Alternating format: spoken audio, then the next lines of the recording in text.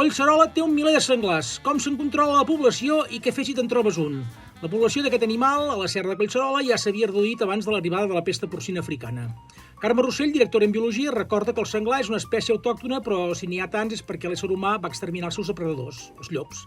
Una mica com els cantants de reggaeton, si n'hi ha tants és perquè l'ésser humà va exterminar el seu depredador, l'educació. I què hem de fer si trobem un senglar al jardí de casa? Doncs d'entrada no atribuir-li mai qualitats humanes. No, allò típic, allò, goita quina cara de trapella, se sent culpable perquè ens ha aixafat l'hortet. No! És una cuca imprevisible. Si és mascle potser va amb malestar, amb pressió testicular i pot ser agressiu, i si és femella potser té unes cries a prop i també. Si no sabeu què és, tampoc li pregunteu què és percep, perquè tampoc us ho dirà, no és recomanable.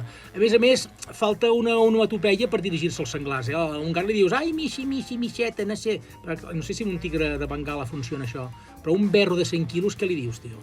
O sigui, res, trucadeta a la policia i ells ja et destrocinaran la casa, tu. Dios.